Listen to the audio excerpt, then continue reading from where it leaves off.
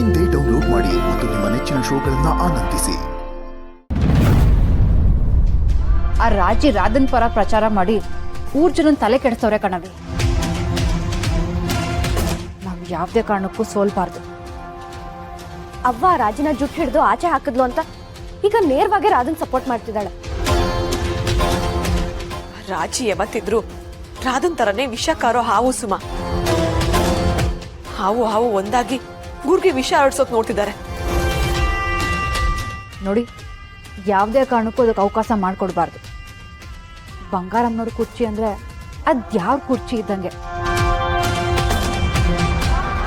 ಅದ್ರಲ್ಲಿ ಗತ್ತು ಘನತೆ ಇರೋರು ಕೂರ್ಬೇಕು ಹೊರ್ತು ಆ ನರಿ ರಾಧ ಅಂತವ್ರು ಅಲ್ಲ. ಅಕ್ಕ ಅವರೇ ಪ್ರಚಾರ ಶುರು ಮಾಡಿದ್ದಾರೆ ಅಂದ್ರೆ ನಾವು ಮಾಡ್ಲೇಬೇಕು.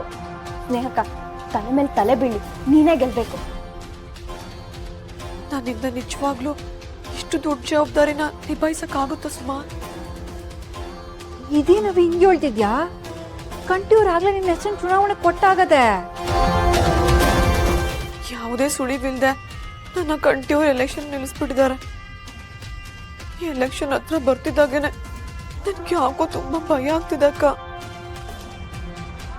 ಅಕ್ಕ ಬಾಬಂಗೆ ನಿನ್ ಮೇಲೆ ನಂಬಿಕೆ ಇರೋದಕ್ಕೆ ಅವ್ರು ನಿನ್ನ ಎಲೆಕ್ಷನ್ ಅಲ್ಲಿ ನಿಲ್ಸಿದ್ದು. ನಿನ್ ಯಾಕೆ ನಂಬಿಕೆ ಅನ್ನೋದಕ್ಕಿಂತ ಬಂಗಾರತ್ತೆ ಹೆಸರಿಗಿರೋ ನಂಬಿಕೆ ಕಣವಿ. ಊರ್ ಜನ ರಾಜಿ ಮಾತ್ಗೆ ಬೆಲೆ ಕೊಡಕ್ಕಿಲ್ಲ. ಗೆಲ್ವು ನಿಂದೆ.